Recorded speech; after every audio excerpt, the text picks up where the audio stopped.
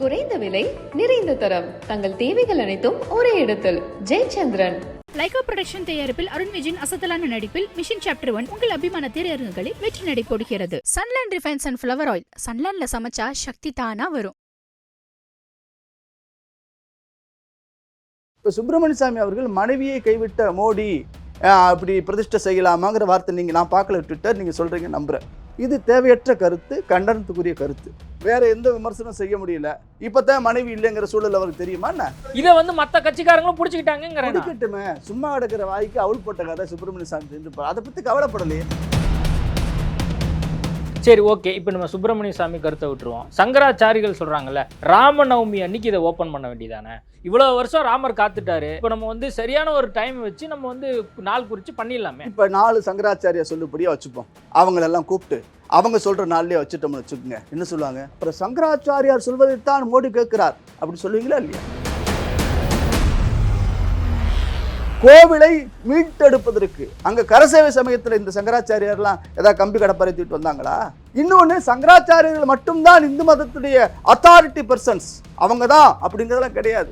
மோடி பிரதிஷ்டை செய்யறதுனால உங்களுக்கு என்ன பிரச்சனை பாருங்க. இல்ல, மோடி ராஜா மாதிரி இந்தியாவை கட்டி காத்து கொண்டு போ. ஆமாம், நாளை எழும்பக்கூடிய, நாளை வரக்கூடிய ராமராஜ்யத்துடைய ராஜா மோடி. இதுதான் சர்வாதிகாரம். சர்வாதிகாரம் கிடையாது. இல்ல, இப்போ கொஞ்ச நாளைக்கு முன்னாடி சனாதன தர்மத்தை பத்தி இங்க ஒரு சர்ச்சையெல்லாம் இருந்துச்சு. அப்போ பல்வேறு கருத்துக்கள் உதயநிதி ஸ்டாலின் தெரிவிச்சார். இங்க நம்ம வேற ஒண்ணு பேசணும். யார் யார் உள்ள போகணுமோ, யார் யாரெல்லாம் பூஜை பண்ணணுமோ அவங்க மட்டும் தான் பண்ணணும் அப்படின்னு நம்ம சொல்லிட்டு இருந்தோம். இங்க ஒரு நிலைப்பாடு, அதுவே ராமர் கோயிலுக்கு வேற ஒரு நிலைப்பாடு. இதுதான் புரியல. மருவத்தூர் அம்மா கோயில் இருக்குல்ல, ஓம் சக்தி கோயில், பராசக்தி கோயில், அங்க கருவறைக்குள்ள உதயநிதியே போய் பூஜை பண்ணிட்டு வந்தார் பேண்டோட. தமிழ்நாட்டில் இருக்கக்கூடிய எல்லா கோவில்கள்லையும் புனித நீர் ஊற்றுவது சிவாச்சாரிய பெருமாள். 2 கோடி ரூபாய் மதிப்புள்ள ஒரு இடத்தை 18 கோடிக்கு இவங்க வாங்கிட்டாங்கிறது தான் குற்றச்சாட்டு. இல்ல, அப்படி குற்றச்சாட்டு இல்ல. ஏன்னா உலகம் முழுவதும் ராமர் பக்தர்கள் ராமருக்கு காசு கொடுக்கறாங்க. அதுல ஊழல் பண்ணிட்டீங்க இல்ல.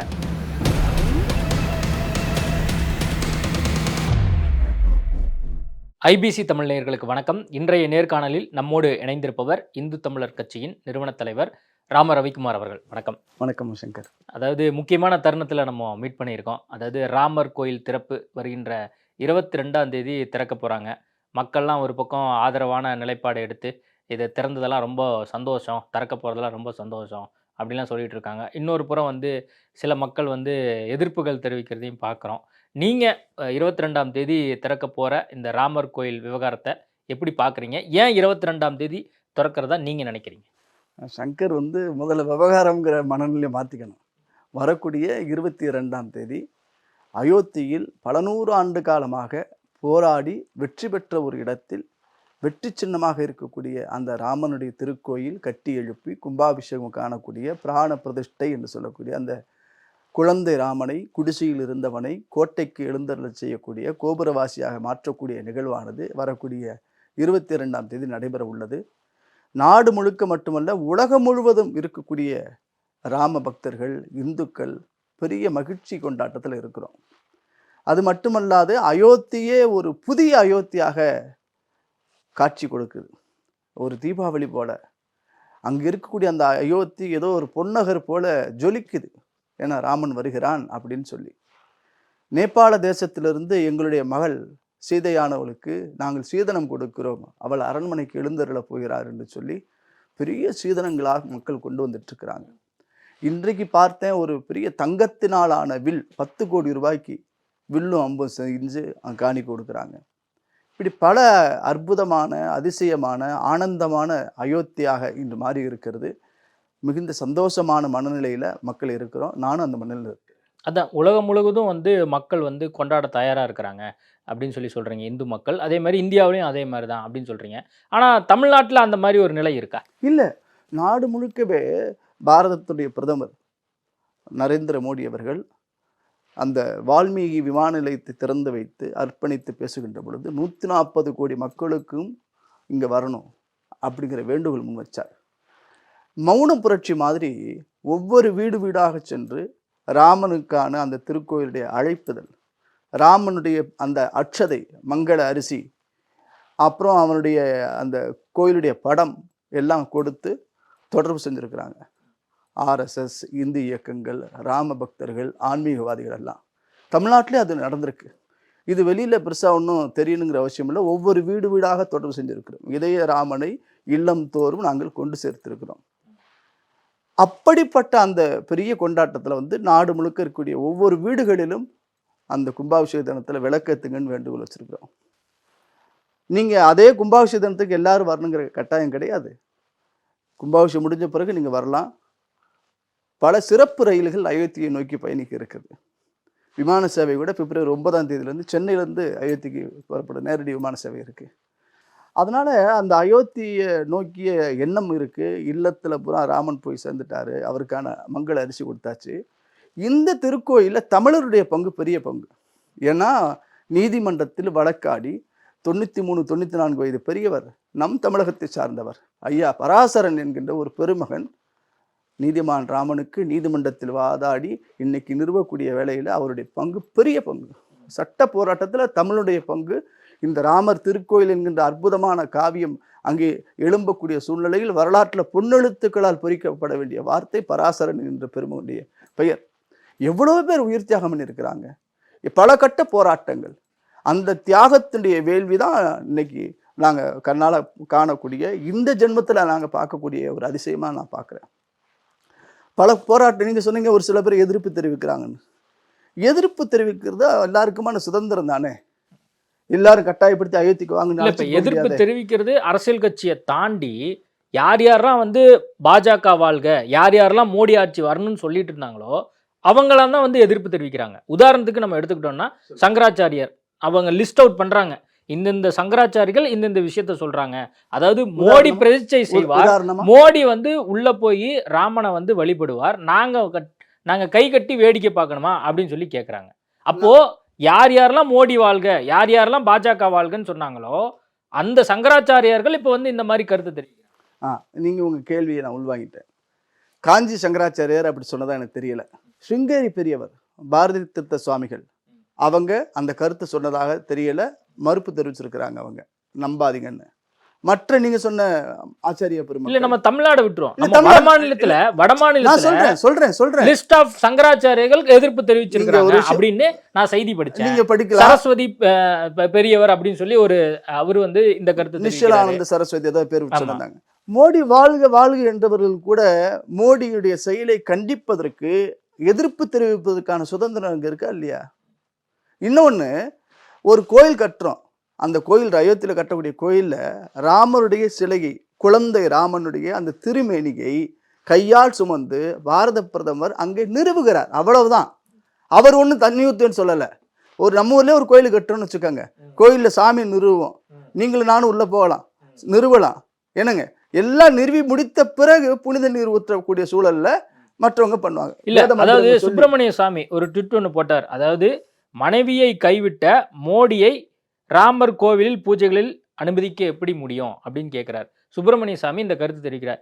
இவரே மனைவியை கைவிட்டவர், இவர் போய் எப்படி ராமரை வழிபடலாம், ஏன் வந்து இவர் வந்து பிரதிஷ்டை செய்கிறார் அப்படின்னு சொல்லி அவர் கேட்கிறார். நாட்டுக்கு ராஜா நரேந்திர மோடி, இந்த தேசத்துடைய பிரதமர், அவர் கர்த்தா. இந்த மத்திய அரசாங்கம் கோயில் கட்டலை. அந்த கமிட்டி, ராமர் கோயில் திருப்பணி கமிட்டி தான் கோயிலை கட்டியிருக்கு. நாடு முழுக்க நாமெல்லாம் பங்கெடுத்திருக்கோம், காணிக்க கொடுத்துருக்கோம், ஒவ்வொரு மனிதர்களும் கொடுத்துருக்குறாங்க. திமுகவுடைய பல அமைச்சர் செஞ்சி மஸ்தான் கூட பணம் கொடுத்துருக்கிறார். இப்போ ஐயா சுப்பிரமணிய சாமி அவர்கள் வந்து மிகுந்த அறிவாளி தான், நான் மறுக்கலை. அவங்களுக்குள்ள கட்சிக்குள்ளான ஏதோ ஒரு பணிப்பு நடந்துட்டு இருக்கு. கட்சிக்குள்ள இருந்துக்கிட்டு அந்த கட்சியில் பலர் மோடி அவர்களை மட்டும் விமர்சிக்கல. அவர் நிர்மலா சீதாராமனை விமர்சித்தார், ஜெய்சங்கரை விமர்சித்தார். இப்போ சுப்பிரமணிய சாமி அவர்கள் மனைவியை கைவிட்ட மோடி அப்படி பிரதிஷ்டை செய்யலாமாங்கிற வார்த்தை நான் பார்க்கல ட்விட்டர், நீங்கள் சொல்கிறீங்க, நம்புகிறேன். இது தேவையற்ற கருத்து, கண்டனத்துக்குரிய கருத்து. கிட்டத்தட்ட 4000 சாதி சந்து வர்றாங்க, மகா மண்டலேஸ்வரர் வர்றாங்க, சம்பிரதாயங்களால் பல ஒருங்கிணைக்கப்பட்ட பல முக்கியமானவங்க வருகின்ற பொழுது சுப்பிரமணிய சாமி ஐயாவுடைய கருத்து தேவையற்றதா நான் பார்க்குறேன். சரி, ஓகே. இப்போ நம்ம சுப்பிரமணிய சாமி கருத்தை விட்டுருவோம்.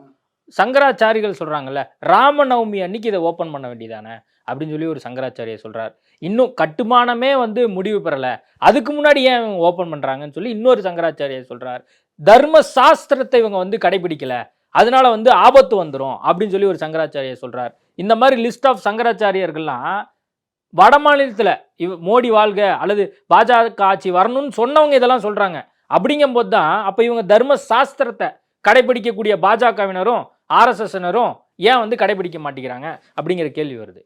நம்ம தென்பகுதி தென்னாடு பகுதிகளில், தமிழ்நாடு தென் மாநிலங்களில் இருக்கக்கூடிய கோவில்களுடைய நடைமுறை என்பது வேறு, வட மாநிலங்களில் கல்ச்சர் வேறு.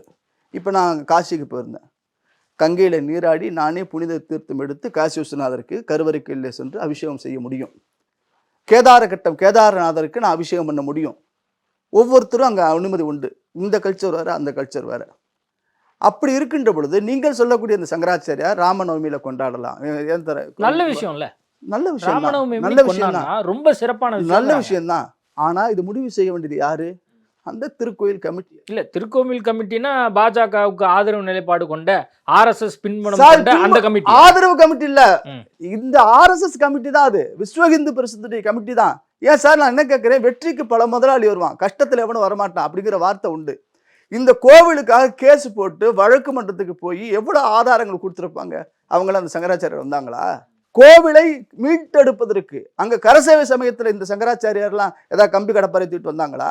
இன்னொன்னு, சங்கராச்சாரியர்கள் மட்டும்தான் இந்து மதத்துடைய அத்தாரிட்டி பர்சன்ஸ், அவங்கதான் அப்படிங்கறதெல்லாம் கிடையாது. இல்ல, இப்போ மோடி பிரதிஷ்டை செய்யறதுனால உங்களுக்கு என்ன பிரச்சனை? இல்ல, இப்போ சங்கராச்சாரியரை நம்ம வந்து கடவுளா பார்க்கக்கூடிய அளவுக்கு வந்து ஆர்எஸ்எஸ் நபர்களும் பாஜக ஆதரவாளர்களும் பாஜகவும் பார்க்குறாங்க.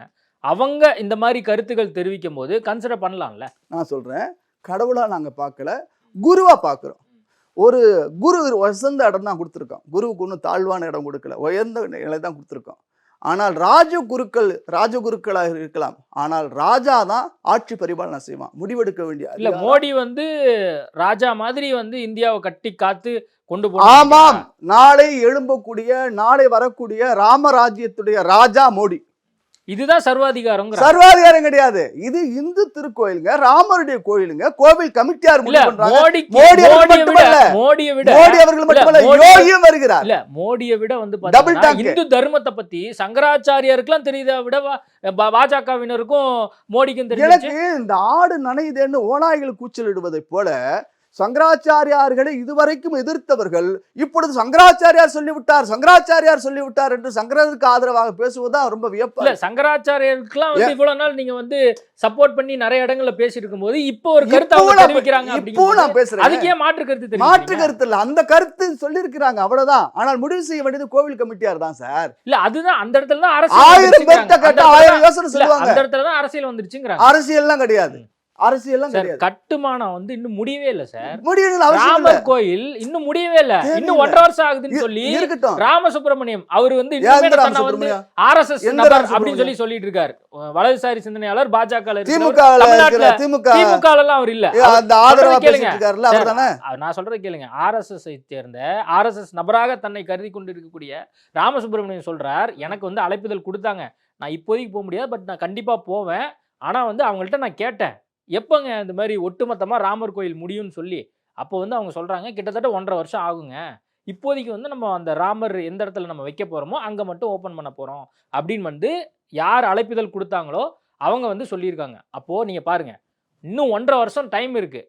அதுக்கு முன்பாக இதை திறக்கிறாங்க அப்படின்னா அப்போ இது அரசியல் காரணம் தாண்டி வேற என்னவா இருக்குன்னு கேட்குறாங்க. உங்களுடைய பார்வை அரசியல் பார்வையாக இருக்குது, நல்ல நாள் அந்த சார் இந்த இடத்துல தான் இல்ல, நீங்க இப்படி சொல்றீங்க. இப்போ தர்ம சாஸ்திரத்தை நம்ம பின்பற்றணும் அப்படின்னு சொல்லி பின்பற்றக்கூடிய பாஜக மற்ற நபர்கள் இந்த இடத்துல ஏன் தர்ம சாஸ்திரத்தை நீங்க பின்பற்ற மாட்டேங்கிறீங்க? தர்ம சாஸ்திரம் இப்படிதான் அங்க நடக்குது, சாஸ்திர சம்பிரதாயங்கள் இப்படிதான் அங்க வந்து கும்பாபிஷேகம் நடக்குது, வேத மந்திரங்கள் ஓதி புனித நீர். சார் நான் அதையே கேட்கல, நிகழ்வு நடக்க போகுது. இல்ல, நீங்க நிறைய கோயிலுக்கு போயிட்டு வர ஆளு, தமிழ்நாட்டிலயும் மற்ற மாநிலங்களுக்கு எல்லாம் போயிட்டு வர்றீங்க. ஏதாவது ஒரு கோயில், அதுவும் நீங்க வந்து காலங்காலமாக இங்க ஒரு ராமருக்கான ஒரு கோயில் கொண்டு வரணும்னு சொல்லிட்டு கொண்டிருக்கக்கூடிய நபர்கள் ஒட்டுமொத்தமா அந்த கட்டுமான பணி முடிஞ்ச பின்பாக கோயிலை ஓபன் பண்ணலாமே. அப்படி எந்த கோயில்லையும் எந்த வீட்லயும் அப்படி எல்லாம் நடக்காது.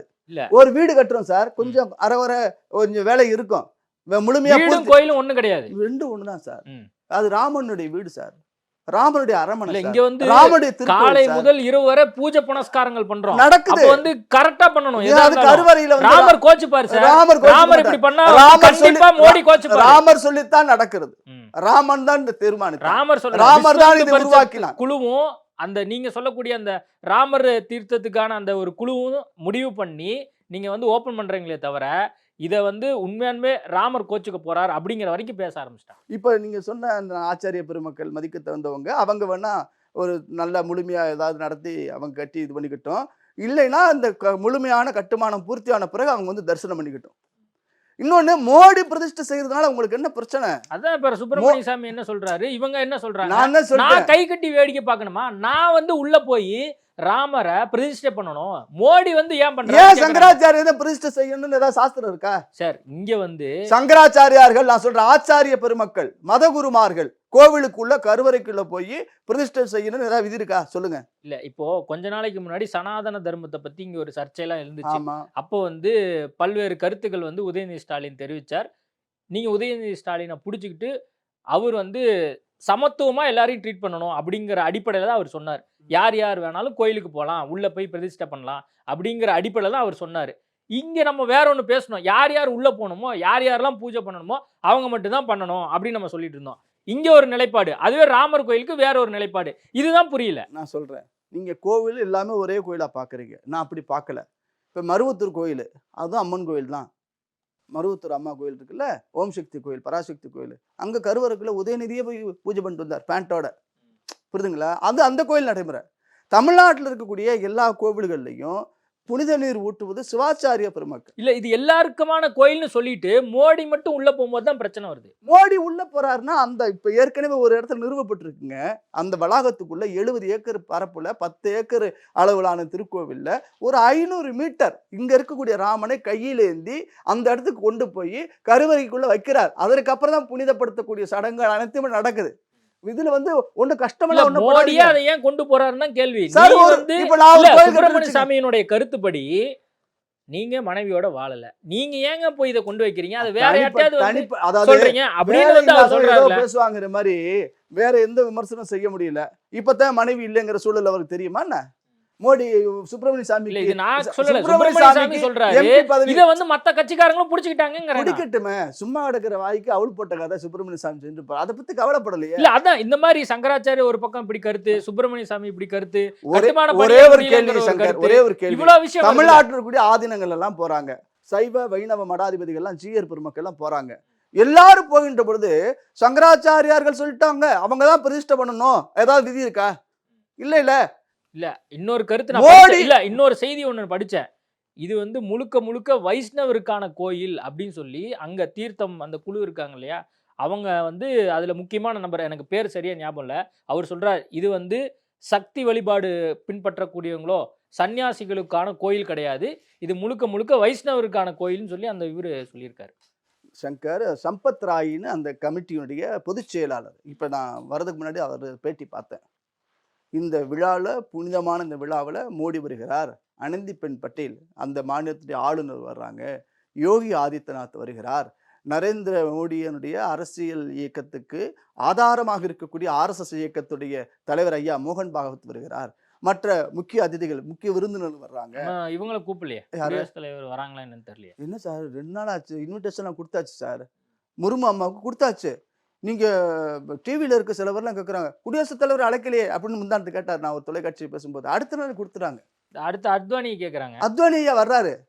ஏங்க இன்னைக்கு காலையில் செய்தி, நம்ம தமிழ்நாடு முதலமைச்சர் மாண்பு ஐயாவுடைய இல்லத்தரசி எங்க அம்மா துர்காமா இன்விடேஷன் கொடுத்தாச்சு, கோயிலுக்கு வர்றேன்ட்டாங்க. புரிதுங்களா? இப்படியெல்லாம் நல்லது நடக்குது. இப்போ அந்த கோவிலை கும்பாபிஷேகம் செய்யக்கூடிய சமயத்துல சிலையை நிறுவக்கூடிய வேலையை தான் மோடி செய்கிறார். இப்ப நேற்று இருந்து உபவாசம் தொடங்கிட்டார், விரதம் இருக்க ஆரம்பிச்சுட்டார். சரையு நதியில் 22ஆம் தேதி காலை நீராடுகிறார். இவரு இப்ப விரதம் இருக்கிறாரு, கிட்டத்தட்ட நான் சொல்றேன் 30 வருஷமா ஒரு அம்மா வந்து விரதம் இருக்காங்க. அவங்கள கூப்பிட்டு வந்து அவங்களும் வர்றாங்க, அவங்க எல்லாரும் வர்றாங்க சார். ஒருத்தர் சொத்து பத்தெல்லாம் கொடுத்துருக்காரு. எல்லாரும் மதிக்க தகுந்தவங்க தான் சார். ஒரு ஆலயம் கட்டி எழுப்புகின்ற பொழுது நடக்கக்கூடிய அந்த கோபுரத்துக்கு அடித்தள கற்களாக பலர் பேர் அர்ப்பணிக்கப்பட்டிருக்கிறார்கள். இன்னைக்கு பல பேர் அதுல சேர்ந்துதான் இருக்கிறாங்க. இதுல வந்து இவங்க விமர்சனம் பண்றதுக்கு காரணம் என்னன்னா, தனக்கான முக்கியத்துவம் இல்லையோங்கிற எண்ணமாக கூட இருக்கலாம். யாருக்கு? ஐயா சுப்பிரமணிய சாமி அவர்களுக்கோ அல்லது நம்முடைய அந்த ஆச்சாரிய பெருமக்கள் சொல்லக்கூடிய சங்கராச்சாரியர்களுக்கு இருக்கலாம். அதெல்லாம் நம்ம கவலைப்பட முடியாதுங்க. இது சைவ வைணவம் அந்த பேதமெல்லாம் கிடையாது. மோடி அவர்கள் இந்த நாட்டினுடைய ராஜா. நாம அப்படித்தான் பார்க்குறோம். தமிழ்நாட்டுக்கு ராஜா யாருன்னா ஐயா ஸ்டாலின் தான். ஏன்னா ஒரு ராஜ்யத்தை மக்களால் தேர்ந்தெடுக்கப்பட்ட ஒரு பெரிய மரியாதைக்குரியவங்க. அதனால மோடி இல்ல ராமருக்கான மரியாதையை சரியா அவங்க கொடுக்கணுங்கிறது தான் சங்கராச்சாரியனுடைய ஒரு குறையா இருக்கு. நம்ம அதை சரியா கொடுத்துடலாமே. ராமருக்கு சரியான மரியாதை. இவ்வளவு வருஷம் ராமர் காத்துட்டாரு. இப்போ நம்ம வந்து சரியான ஒரு டைம் வச்சு நம்ம வந்து நாள் குறிச்சு பண்ணிடலாமே. இப்ப 4 சங்கராச்சாரிய சொல்லுபடியா வச்சுப்போம். அவங்களெல்லாம் கூப்பிட்டு அவங்க சொல்ற நாள்லயே வச்சுட்டோம்னு வச்சுக்கோங்க. என்ன சொல்லுவாங்க? அப்புறம் சங்கராச்சாரியார் சொல்வதைத்தான் மோடி கேட்கிறார் அப்படி சொல்லுவீங்களா இல்லையா? சங்கராச்சாரியார் சொல்றத கேட்கணுங்கிறதா சட்டம் இருக்கா? இல்லைங்க. 1500க்கு மேற்பட்ட சாது சனங்கள் வர்றாங்க. மகாமண்டலேஸ்வரர் சொல்லக்கூடிய அந்த பீடாதிபதிகள் வர்றாங்க. இவங்க முன்னாடி தாங்க நடக்க போகுது. மற்ற யாரும் அப்படி பேசலையாங்க. இவங்க பேசுறதுலாம் ஏதோ அரசியல் இருக்கதை நான் பார்க்கிறேன். இல்ல இப்போ இந்த பேசுற அவர்களாக பேசினார்களா அல்லது அவர்கள் பேச வைக்கப்பட்டார்களா அல்லது பின்னணியில் யாராவது அந்த காவிகளுக்கு பின்னால் யார் இருக்காங்கன்னு தெரியாது. இல்ல அதான் அது எல்லாமே வந்து உங்க ஆளுக்கு தான் அப்படிங்கிறது உங்க கவனத்துக்கு. எங்க ஆளுகளா? அது இவ்வளவு நாள் இவ்வளவு உங்க நிலைப்பாட்டுல ஆதரவு கொண்டவர்களை தான் நீங்க இப்ப விமர்சிக்கிறீங்க. அப்ப விமர்சிக்கல. அவங்க சொன்ன கருத்துக்கு பதில் சொல்றேன். அவங்க விமர்சனம் சொல்ற மாதிரி அவங்க சொன்ன கருத்துக்கு என்னுடைய பதில நான் சொல்றேன். ஓகே, இதை விட்டுருவோம். அடுத்து வந்து பாத்தீங்கன்னா ராமர் கோயில் கட்டினதுலயே ஊழல் நடந்திருக்கு அப்படின்னு ஒரு குற்றச்சாட்டு. என்ன குற்றச்சாட்டுனா, ராமர் கோயிலுக்காக நிலம் வந்து கொடுக்கப்பட்டிருக்கு, நிறைய பேர்த்த வாங்கியிருக்காங்க, அவங்களும் வந்து மனசை வந்து தான் கொடுத்துருக்காங்க. அதுல வந்து பாத்தீங்கன்னா ஒரு இஸ்லாமிய சகோதரர் நினைக்கிறேன், அவங்கள்ட்ட இருந்து 2 கோடி ரூபாய்க்கு ஏதோ வாங்கியிருக்காங்க. அது கொஞ்ச நேரத்திலேயே இன்னொரு பேர் வந்து மாறுது. அது கிட்டத்தட்ட எவ்வளோக்கு வாங்கப்படுது அப்படின்னா ஒரு 18 கோடி அப்படின்னு சொல்லி சொல்கிறாங்க. அப்போ ஒட்டுமொத்தமாக ஒரு 20 நிமிஷத்தில் 2 கோடி ரூபா மதிப்புள்ள ஒரு இடத்த 18 கோடிக்கு வாங்கி இவங்க வந்து நான் ராமர் கோயிலுக்காக நாங்கள் இவ்வளோ வந்து நாங்கள் பண்ணியிருக்கோம் அப்படின்னு சொல்லி சொல்கிறாங்க. அப்போது இந்த நிதி பூராமே இந்த குற்றச்சாட்டு சொன்னது யாரு? ஊழல் நடந்திருக்குன்னு சொன்னது யாரு? நான் செய்தி படித்தேன். செய்தி படிச்சிருக்கலாம், அது பொய் செய்தியாக இருக்கலாம். இப்போ ராமர் கோயிலுக்கு போனதுனால நான் சொல்கிறேன், இல்லைன்னா அவ்வளோ உறுதியாக பேச மாட்டேன். 1000 கோடிகளுக்கு மேலே அந்த கட்டுமானம் எல்என்டி தான் அதை பண்ணுது. கம்பிகள் பயன்படுத்தப்படலை. பூரா அந்த ஃபிக்ஸ் பண்ணக்கூடிய ஒவ்வொரு காடியில இன்னொரு காடியை ஃபிக்ஸ் பண்ணக்கூடிய அந்த வேலை. நான் அது கேட்கல. நீங்க சொல்லக்கூடிய குற்றச்சாட்டு ஆதாரமற்றதா இருக்கும். ஆதாரம் இருந்ததுன்னா நீங்க வழக்கு போடுங்க. ஊழல் நடந்துருச்சு, காசு அடிச்சுட்டாங்க, மோசடிச்சுட்டாங்க. அங்க ஒண்ணு திமுக இல்ல. இந்த இடத்துல என்ன ஊழலா பார்க்கப்படுதுன்னா, 2 கோடி ரூபாய் மதிப்புள்ள ஒரு இடத்த 2 கோடி ரூபாய் மதிப்புள்ள ஒரு இடத்த 18 கோடிக்கு இவங்க வாங்கிட்டாங்கிறதான் குற்றச்சாட்டு. இல்ல, அப்படி குற்றச்சாட்டு இல்ல. ஏன்னா உலகம் முழுவதும் ராமர் பக்தர்கள் ராமருக்கு காசு கொடுக்கறாங்க. அதுல ஊழல் பண்ணிட்டீங்க. ஒண்ணு இல்ல. நீங்க கோயில் கட்டுறதுக்கு மேல ஆயிரக்கணக்கான கோடி இன்னும் இருப்பு பணம் இருக்கு. ராமன் கோடி கோடிக்கு அதிபதி சார். அவன் போய் ஏன் சார் பண்ணணும் ஊழல்? சொன்னா கட்டி கொடுக்கறதுக்கு 1000 பேர் இருக்காங்க நிறுவனங்கள். அப்படி பண்ணல. நாடு முழுக்க இருக்கக்கூடிய பக்தருடைய காணிக்கையில பண்ணிருக்கிறாங்க. நானும் அதுக்கான பக்தர்கள் என்ன எதிர்பார்ப்பாங்க மோடி கிட்டயும்? யார வந்து சார் மோடி கட்டல, தயவு செஞ்சு புரிஞ்சுக்குங்க. மோடி கட்டல. அந்த ராமர் கோயிலுக்கான ஒரு திருப்பணி கமிட்டி இருக்கு, அவங்க தான் கட்டியிருக்காங்க. அந்த கமிட்டியோட பொதுச் செயலாளர் தான் சம்பத் ராய்ங்கிறவர். 73 வயசு பெரியவர் அவரு. இந்த ராமனுடைய வாழ்க்கைக்காக கோர்ட்டுக்கு நீதிமன்றத்துக்கு போய் அத்தனை ஆவணங்களை திரட்டி இந்த ராமனுக்கு அர்ப்பணிச்ச ஒரு மகன் அவரு. புரியுதுங்களா? ராமர் கோயில் கட்டினதை வந்து எல்லாருமே கிட்டத்தட்ட வரவேற்கிறாங்க. ஆனா இதை திறப்பதை தான் விமர்சிக்கிறாங்க. நீங்க தேர்தலுக்கு முன்னாடி இதை திறப்பதுறீங்க, இது வந்து ஏதோ ஒரு அரசியல் உள்நோக்கம் கொண்டது அப்படிங்கிறாங்க. யாருமே ராமனை வந்து குறைச்ச மதிப்பு இல்ல, கும்பிட மாட்டேன் உள்நோக்கம் கொண்டதுன்னு குற்றம் சொல்றது யாரு?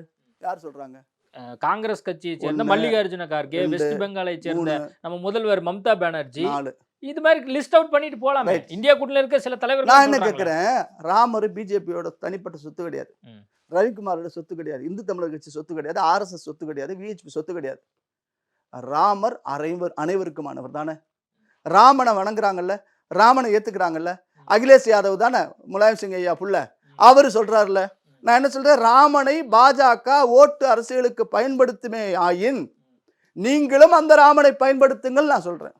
ஜெய் ஸ்ரீராம் சொல்லி மோடி ஓட்டு கட்டுருவாரு, இத்தனை தொகுதியில ஜெயிச்சிருவாருன்னு சொல்லி உனக்கு அச்சம் இருக்குன்னு சொன்னா நீ ஜெய் ஸ்ரீராம் சொல்லுங்கிற. மம்தா சொல்லணும். ஏன் வந்து வற்புறுத்துறீங்க? ஏன் வற்புறுத்தல நானு? இது சொன்னா ஓட்டு கிடைக்குங்கிற அச்சம் இல்ல. நீங்க ஜெய் ஸ்ரீராம்னு சொன்னனால எனக்கு ஞாபகம், அதாவது இந்தியாவுல சில இஸ்லாமிய நபர்களை வந்து நீ ஜெய் ஸ்ரீராம் சொல்லு அப்படின்னு சொல்லி தொடர்ந்து வந்து வற்புறுத்தப்பட்டதா நம்ம செய்திகள் படித்தோம். அடித்த வீடியோலாம் கூட நம்ம பார்த்தோம். இது வந்து ராமர் கோயில் எழுப்பதற்கு முன்பாக. இப்போ நீங்கள் ராமர் கோயிலே கட்டிட்டீங்க, இனிமேல் ஜெய் ஸ்ரீராம் கோஷம் எவன்லாம் இந்தியாவில் சொல்லலையோ அவனுக்குலாம் அடிதானா? அடியெல்லாம் கிடையாது, உத. அடியெல்லாம் கிடையாது, உத. உதவியும் கிடையாது. நீ ராமனுடைய பெயரால் இந்தியா ஓட்டு விட்டு வெளியே போ, ஆன்டி இந்தியன். அது அப்படியா? நீ திடீர்னு எப்படி எச்ராஜா பேச ஆரம்பிக்கிறீங்க நீங்க? இல்ல இப்ப நீங்க இப்படி எல்லாம் இதெல்லாம் நாங்க நடந்துருக்கு. சொல்லலைங்க. ஜெய் ஸ்ரீராம்னு சொன்னனாலே எனக்கு இதெல்லாம் ஞாபகத்துல வருது. ராமனுடைய பெயர் ஜெய் ஸ்ரீராம்ங்கிற அந்த கோஷம் வட மாநிலங்கள்ல பெரிய தாக்கத்தை உருவாக்கிடும். மோடி அவர்களுக்கு ஓட்டு எண்ணிக்கையை கொடுத்து அதிகமா சீட்டு வந்துருவாங்கங்கிற அச்சத்துடைய விளைவுதான் எதிர்க்கட்சி எல்லாம் குற்றம் சொல்றாங்க. இவர்கள் மோடி அவர்கள் ராமனை ஓட்டு அரசியலுக்கு பயன்படுத்துகிறார். நீங்களும் பயன்படுத்துங்கய்யா, பயன்படுத்துங்கய்யா. இவர் தான் கவுல் பிராமணன் சொன்னார் எங்க சகோதரர் ராகுல் காந்தி. ராமர் கோயிலுக்கு வரட்டும், மம்தா பானர்ஜி அக்கா வரட்டும், அகிலேஷ் யாதவ் வரட்டும், எங்க ஐயா ஸ்டாலின் வரட்டும், புள்ளி வச்ச கூட்டணி எல்லாம் வாங்க. யாரு வேணாம்னா பூர்ண கும்பம் கொடுக்குறோம். நீங்க தான் வரமாட்டேங்கிறீங்களே. கம்யூனிஸ்ட் நான் கதையை எடுத்துக்கிறது இல்லை, ஏன்னா அவன் மதமே இல்லைங்கிறவன். அதனால அவனை பத்தி அவனுடைய எதிர்ப்பு வந்து நான் கவலையப்படலை. ராமனை ஓட்டு அரசியலுக்கு பாஜக பயன்படுத்துதுன்னு சொன்னா அதே ஓட்டு அரசியலை எதிர்க்கட்சிகளும் பயன்படுத்துங்க. இப்படி விமர்சிக்கிறவங்க அப்போ வந்து பாரதிய ஜனதா கட்சியோ அல்லது வந்து மோடி அவர்களோ இதை வைத்துக்கொண்டு அரசியல் பண்ண பாக்குறாங்க அப்படிங்கறது நீங்க ஏற்கிறீங்க. இந்து தமிழர் கட்சியா நீங்க அதை வந்து ஏற்கிறீங்க. நான் சொல்றது என்னன்னா, பாஜகவுடைய அந்த தேர்தல் அறிக்கை அயோத்தி ராமர் கோயில் மீட்கப்படும் சொன்னாங்க. மீட்டாச்சு, கோயில் கட்டியாச்சு, கும்பாபிஷேகம் பார்க்க போறோம். காசி விஸ்வநாதர் கோயில் மீட்கப்படும் சொன்னாங்க. வந்தார், வென்றார், அங்கு இருக்கக்கூடிய ஆக்கிரமிப்புகளை எடுத்தார். பழைய காசி வேறு, மோடி வந்த பிறகு இருக்கக்கூடிய புதிய வாரணாசி காசி என்பது வேறு, அதையும் செஞ்சாச்சு. அடுத்து நாங்கள் பிள்ளையார் சிலையை மதுராவுக்கு போட போகிறோம். கண்ணன் பிறந்த இடத்துக்கு தேர்தல் முடிந்த பிறகு அதற்கான வேலையை நாங்கள் செய்வோம். இந்த 3 இடத்த நாங்கள் மீட்போம். நீங்கள் நான் சொல்கிறது ஓட்டு அரசியலுக்கு மோடி பயன்படுத்துகிறாருன்னு உங்கள் பார்வை இருந்தால் அது உங்கள் பார்வையும் என் பார்வையும் ஒன்று தான். ராமன் எங்களுக்கு வாழ்வளிப்பான். ராமர் கோயில் இடிக்க அந்த மீட்ட பொழுது அயோத்தியில் அந்த கோயிலை நாங்கள் மீட்பதற்கு எத்தனையோ தியாகம் செஞ்சுருக்கோம். இந்த நடக்கக்கூடிய இந்த விழாவில் வந்து ராமர் எங்களுக்கு ஓட்டு ஆயுதம்னு நீங்கள் சொல்கிறீங்கன்னு சொன்னால் அதே ஓட்டு ஆயுதத்தை எதிர்க்கட்சியிலும் எடுத்துக்கோங்க. இல்லை, இப்போ இன்னொரு விஷயம் என்னன்னா, இப்போ அந்த இடத்துல ராமர் கோயில் கட்டுறதுனால புனிதம் போயிடும் அப்படிங்கிறாங்க. ஏன்னா ஒன்று நீங்கள் சரியான டைமில் வந்து ராமரை வந்து அங்கே பிரதிஷ்டை பண்ணல, ஒன்று. ரெண்டாவது வந்து கட்டுமானமே இன்னும் முடியலை, அதன் காரணமாக வந்து இது சரியில்லை அப்படின்னு சொல்லி சொல்கிறாங்க. மூன்றாவது மோடி ஏன் வந்து போய் அங்கே வைக்கிறார் அப்படிங்கிறதா இருக்கட்டும். அதே மாதிரி ஊழல் நடந்திருக்கு. இது பாருங்க, 4 குற்றச்சாட்டு, 4 சங்கராச்சாரியர்கள் நீங்கள் சொல்கிறீங்க. ஒவ்வொரு விஷயமே வேற வேற பிரச்சனையாக இருக்குது. இது தேர்தலுக்காக பண்ணுறாங்க அப்படின்னு சொல்லி அரசியல் கட்சிகள் சொல்கிறாங்க. இது மாதிரி ராமரை நீங்கள் வழிபடுறதுங்கிறது ஒரு சைடு ஓகே அப்படின்னாலுமே நீங்கள் ராமரை வந்து இப்படிலாம் பண்ணணுமா அப்படிங்கிற மாதிரி யோசிக்க தோணலையா? உங்களுக்கு குறை சொல்லக்கூடிய மனப்பான்மை இருந்தால் என்ன வேணால் குறை சொல்லிக்கோங்க, கவலை இல்லை. நீங்கள் சொன்ன 4 குற்றச்சாட்டுகளை நான் மறுக்கிறேன். அங்கே புனிதம் கெட்டு போச்சுன்னு சொன்னீங்க. அயோத்தி நகரம் ஒரு பூலோக வைகுண்டமாக மாறி இருக்கு. இது முதல் கேள்விக்கு பதில். ஊழல் நடந்திருக்குன்னு சொன்னீங்க, அது அபாண்டமான குற்றச்சாட்டு, பொய் குற்றச்சாட்டு. ஆதாரங்கள் இருந்தால் நீங்கள் நீதிமன்றத்திற்கு செல்லுங்கள். அந்த மோசடி நடந்திருந்தால் அதற்கான தண்டனை வாங்கி கொடுங்க. 2. அப்புறம் வந்து அயோத்தியை வந்து ஓட்டு அரசியலுக்கு பயன்படுத்துகிறாங்கன்னு சொன்னால் அதே ஓட்டு அரசியலை நீங்களும் பயன்படுத்திக்கோங்க. சங்கராச்சாரியார்கள் சொல்லக்கூடிய குறைகளுக்கெல்லாம் நான் பதில் சொல்ல விரும்புவதில்லை, ஏன்னா ஏற்கனவே சொல்லியாச்சு. அவங்க பெரியவங்க இல்லையா? இருக்கட்டும். இன்னைக்கு சங்கராச்சாரியாருக்கு துதிபாடிகளாக இருக்கக்கூடிய நீங்க எல்லாம் இதே சங்கராச்சாரியார் தான் அப்படி சொல்லிட்டாரு இப்படி சொல்லிட்டாருன்னு சங்கராச்சாரியார் விமர்சிச்சிங்க. இந்த எதிர்கட்சியுடைய போதைக்கு இவங்க ஒன்றும் ஊருகா கிடையாது, புரியுதா? இவங்க சொன்ன வார்த்தை அவங்கள மதிக்கிறோம், நாங்கள் துதிக்கிறோம். ஆனா அவர்கள் சொல்லக்கூடிய கருத்தைத்தான் செய்ய வேண்டும் என்ற கட்டாயம் இங்கு கிடையாது. நான் அடிச்சு சொல்லுவேன், கிடையாது. மோடி பிரதிஷ்டை செய்யறதுல எந்த தவறும் கிடையாது. எங்கள் வாழ்நாள் கனவு நனவாகுது. அது மோடியை நான் வரக்கூடிய இந்த ராமராஜ்யத்திலேயே ஒரு ராஜாவா பார்க்கிறேன். அவன் மனித கடவுளாக பார்க்கிறேன். எத்தனையோ முன்னோர்கள் செய்த பூர்வ புண்ணியத்தின் அடிப்படையில் அந்த கோவிலுக்கு இதே சங்கராச்சாரியார்கள் பூமி பூஜை செய்யக்கூடிய அந்த அடிக்கல் நாட்டக்கூடிய சமயத்தில் இதே மோடி தானே பண்ணாரு. இதே மோகன் பாகவத் RSS தலைவர் தானே பண்ணாங்க. அன்னைக்கு எல்லாம் கெடாத அந்த உங்க சாஸ்திர சம்பிரதாயங்கள் இன்று கெட்டுவிட்டதா? பூமி பூஜை செஞ்சது யாரு? இதே மோடி, இதே RSS தலைவர். அன்னைக்கு அமைதியா இருந்தாங்க இந்த சங்கராச்சாரியார்கள். அப்ப யாருடைய பார்வையில தீண்டாம இருக்கு? மோடி என்கின்ற ஒரு மாமனிதன் வந்து செய்யக்கூடாதா? RSS தலைவர் செய்யக்கூடாதா? அனந்திபன் பட்டேல் செய்யக்கூடாதா?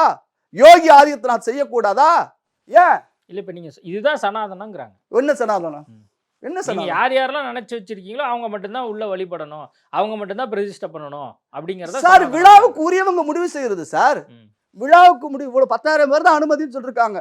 நாடு முழுக்க வர சொல்லிட்டு 10,000 பேர் ஏன் உள்ள விட்டுன்னு கேள்வியெல்லாம் எழுப்ப முடியாது. குறைந்த பக்க இடம் அவ்வளவுதான்.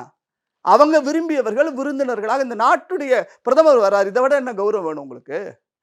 ஏன் சார் மோடியுடைய புகழ் உலகம் முழுக்க போய்கிட்டு இருக்கு சார். இவங்க இந்த 4 பேருடைய கருத்துக்களை 4 பேர் இல்ல 2 பேரோ 3 பேரோ தான் அந்த கருத்துலாம் எடுக்கிறது பெருசா அதான் நான் மோடியினுடைய புகழ் வந்து உலகம் ஃபுல்லா பரவுது, வட மாநிலங்கள்லாம் பரவுது, தமிழ்நாட்டுல பரவ மாட்டேங்குதே. யார் சொன்னது? ம். மோடி ராமநாதபுரத்துல போட்டியிட போற செய்தியில் அவருக்கு தெரியுமா? இல்ல இப்ப 2014 மோடி ஆட்சி வந்துச்சு. இது வரைக்கும் மோடி ஆட்சி தான் இருக்கு. ஆனா தமிழ்நாட்டுல மோடி வந்து பிரபலப்படலையே. பிரபலமா இருந்தாலுமே ஜெயிக்க முடியலையே. பாஜக ஜெயிக்கிறதுங்கிறது ரொம்ப கஷ்டமா இருக்கே. வெற்றியா தோல்வியாங்கிறது களத்தில் தானே முடிவாகும். வரக்கூடிய தேர்தல் 2024 தேர்தலில் பாஜக வெற்றி பெறுவதற்குரிய வியூகங்களை அந்த மாநிலத்துடைய தலைவர் திரு அண்ணாமலை செஞ்சுட்டு இருக்கிறாரு. ஆனால் மோடி அவர்கள் தமிழ்நாட்டில் போட்டியிடணுங்கிற கோரிக்கையை நம்ம முன் வச்சுட்டு இருக்கோம். மோடி அவர்கள் வந்து எதுவுமே இங்கே பெரிய செல்வாக்கு இல்லைன்னு சொன்னால் ஏன் மோடிஜி வரும்போது கோபேக் மோடி சொன்னீங்க? இதே கோபேக் மோடி சொன்னவர்கள் எல்லாம் இன்றைக்கு வாங்க மோடி வணக்கங்க மோடின்னு சொல்லி ஏன் சொல்றீங்க? அப்ப ஒரு அதிகாரம் இல்லாத ஒரு நபர், செல்வாக்கு இல்லாத நபர் நீங்க நினைச்சிட்டு மோடியை பத்தி நீங்க விமர்சிச்சீங்களே, இன்னைக்கு ஆதரிக்கிறீங்க. செல்வாக்கு வளர்ந்துருக்கு, தேர்தல் நேரத்தில் அது முடிவாகும். வெற்றியும் தோல்வியும் வந்து மக்களுடைய வாக்குல தானே இருக்கு. நிச்சயமாக தமிழ்நாடு என்றுமே தேசியத்தின் பக்கம்தான். ஏன் ராமநாதபுரத்தில் போட்டியிடுறாருன்னா, அது ராமநாத சேதுபதி மகாராஜா வந்து ராமனுக்குரியவர்கள். அந்த ஊர்ல ராமன் நாட்டுல வந்து போட்டியிடுகிறார். அயோத்தியிலிருந்து ராமநாதபுரத்தில் போட்டியிடுவார் மோடி. அது பார்க்கலாம். அதே மாதிரி இப்போ தமிழ்நாட்டில் வந்து இது ஏதாவது ஒரு தாக்கத்தை ஏற்படுத்துமா அரசியல் ரீதியாக அப்படின்னுமே கூட வந்து பார்த்துட்டு இருக்காங்க. இப்போ எடப்பாடி பழனிசாமிகிட்ட கேட்குறாங்க, நீங்க போவீங்களா அப்படின்னு சொல்லி. எனக்கு கால் வலிக்குதுங்க, நான் வந்து பார்க்குறேங்க அப்படின்னு சொல்லி சொல்றாரு. ஆல்ரெடி கம்யூனிஸ்ட் கட்சியினுடைய நிலைப்பாடு நம்மளுக்கு தெரிஞ்சிருச்சு. பாஜக கண்டிப்பாக போக போகுது. இப்போ திமுக சைட்லேருந்து இன்னும் ஸ்டாலின் நேரடியாக பேசின மாதிரி தெரியல. மற்ற துர்காமா வரேன்னு சொல்லியிருக்கதா செய்தி போட்டிருக்காங்க இன்னைக்கு. ம். அழைப்புதல் வாங்கிட்டு நான் நிச்சயம் வந்து சாமி கும்பிட்றேன். ஏன்னா துர்காமாலாம் காசிக்கு வந்து முன்னோர்களுக்கு திதி கொடுத்துட்டு வந்தாங்க சார். இப்போ ஸ்டாலின் சார் நல்ல மனுஷர் தான். அவர் ஒரு கோயிலுக்கு வந்துட்டா பிரச்சனையே இல்லைங்க. மசூதிக்கு போறாரு, அல்லாஹ் இருக்குன்னு ஏத்துக்கிறாரு. சர்ச்சுக்கு போறாரு, இயேசு சாமி இருக்குன்னு ஏத்துக்கிறாரு. ஏதாவது ஒரு கோயிலுக்கு வந்துட்டாருன்னு வச்சுக்க, நாங்களாம் விமர்சிக்க மாட்டோம் ஸ்டாலினை. பூர்ண கும்பம் கொடுத்து வரவேற்றுருவோம். ஏன்னா பாவம் அவருக்கு 70 பூர்த்தி ஆச்சு திருக்கடையூர் திருக்கோயில்ல. ஸ்டாலின் சார் வரல, அந்த அம்மா மட்டும் தான் போய் பூஜை பண்ணாங்க. எங்களுக்கு வருத்தமா இருக்கு. ஒரு கணவன் மனைவியா தம்பதி சமேதரா கோயிலுக்கு போனா அவருக்கு கௌரவமா தானே இருக்கும். கௌரவமா தானே இருக்கும். மசூதிக்கு போய் அல்லாஹ் ஏத்துக்கிற பெரியாருடைய பேரை, சர்ச்சுக்கு போய் இயேசுவை ஏத்துக்கூடிய பெரியாருடைய பேரை, இந்து கோயிலுக்கு வந்து சாமியை ஏத்துக்கிட்டா என்ன தப்பு? திமுக அதெல்லாம் பெரியார் காலத்தை தீக்கா சார். தீக்கா வேணா கடவுள் இல்லைன்னு சொல்லிட்டு, திமுக அப்படி கிடையாது. பல மந்திரிகள் விபூதி பொட்டுலாம் வச்சுட்டு வர்றாங்க, கோயிலாக வர்றாங்க. சாமி இல்லைன்னு சொல்லி இவருடைய கொள்கை இருக்குன்னு சொன்னா அப்ப இந்து சமய அறநிலையத்துறை நிர்வாகம் முடியும் அரசாங்கம் பண்ணணும். அப்படியெல்லாம் கேள்வி 1000 இருக்கு. அதெல்லாம் விடுங்க. ஸ்டாலின் சார் கோயிலுக்கு வாங்க. அதான் இப்போ சேகர் பாபுட்ட இது தொடர்பாக கேட்குறாங்க. மக்கள்லாம் கோரிக்கை வச்சாங்கன்னா முதல்வர்கிட்ட சொல்லி இங்கேருந்து போறதுக்கான ஏற்பாடுகள் வந்து செஞ்சு தரப்படும் அப்படின்னு சொல்லி சேகர் பாபு சொல்லியிருக்கார். இது எப்படி பார்க்குறீங்க? சேகர் பாபு அவர்களுக்கு நான் முதல்ல ஒரு நன்றி தெரிவிச்சுக்கிறேன். நான் தொடர்ந்து விமர்சிக்கிறேன். அவர் செய்யக்கூடிய, அவர் மீன்ஸ் தனிப்பட்ட அவர் நபரை இல்லை, அரசாங்கம் செய்யக்கூடிய அறநிலையத்துறை செய்யக்கூடிய விஷயங்களை நான் எதிர்த்திருக்கேன். இப்போ 6 படை திருக்கோவில்கள் முருகனுடைய திருத்தலங்களுக்கு ஒரு யாத்திரைக்கான திட்டத்தை சொல்லியிருக்கிறார் சேகர் பாபு. அதுக்கு என்னுடைய வரவேற்பு. அதே தருணத்தில் அயோத்திக்கும் நம்முடைய தமிழகத்துக்கும் ராமனுடைய பிறந்த ஊருக்கும் ஏகப்பட்ட தொடர்பு இருக்குது. நாட்டுக்கோட்டை நகரத்தாருடைய சத்திரம் பல தர்ம காரியங்களை அவங்க செஞ்சிட்ருக்கிறாங்க. காசியில் பண்ணிகிட்ருக்கிறாங்க. அப்போ தமிழ்நாட்டுக்கும் அயோத்திக்கும் தொடர்பு இல்லைன்னா அப்படி ஒரு சத்திரமே அங்கே இருக்க வேண்டிய அவசியம் கிடையாது. இன்னொன்று, இது ராமனுடைய பெயர், அனுமனுடைய பெயர், சீதையினுடைய பெயர் நம்முடைய தமிழ்நாட்டில் அத்தனை ஊர்களும் ஏதோ ஒரு வகையில் சம்மந்தப்பட்டு வரும். தில தர்ப்பணபுரின்னு ஒரு ஊருக்கு, சீதளபதினு பூந்தோட்டம் சரஸ்வதி கோயில் பக்கத்தில் ஊர், ராமன் அந்த ஊருக்கு வந்திருக்கிறார். வைத்தீஸ்வரன் கோயிலில் ஜடாயுக்கு மோட்சம் கொடுத்துருக்குறாங்க. புரியுதுங்களா? தசரத மகாராஜாவுக்கு அந்த தர்ப்பணபுரியில் தர்ப்பணம் பண்ணியிருக்கான் ராமன். ராமன் நாடு அவன் பூஜித்த அந்த ராமனுடைய சிவலிங்கம் ராமநாத சுவாமி கோயில் இருக்குது. வில்லூன்றி யுத்தத்துக்கு போன அந்த பகுதிகள்லாம் நம்ம தமிழ்நாட்டில் தான் இருக்குது. ராமேஸ்வரத்துக்கு பக்கத்தில் தான் அவருக்கு விபீஷண ஆழ்வாருக்கு பட்டம் சூட்டிய ராமனுடைய தலமெல்லாம் இருக்குது. அதனால் தமிழ்நாட்டிற்கும் அயோத்திக்கும் இந்த தேசத்திற்குமே பக்தியினால தான் நாடு இணைஞ்சதை ஒழிய சட்டத்தினாலலாம் 2ஆம் பட்சம் தான் இணைஞ்சது.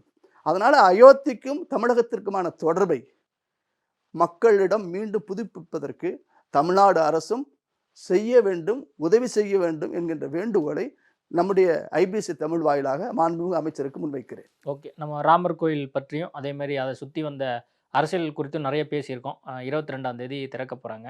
மக்கள்லாம் கண்டுகளிக்கிறதுக்கான பல்வேறு வசதிகளை வந்து அரசாங்கம் பண்ணியிருக்கு அப்படிங்கிற செய்திகளையும் நம்ம கேள்விப்படுறோம். நிறைய விஷயங்கள் குறித்து பேசியிருக்கோம். நேர்காணல் கொடுத்ததுக்கு மிக்க நன்றி.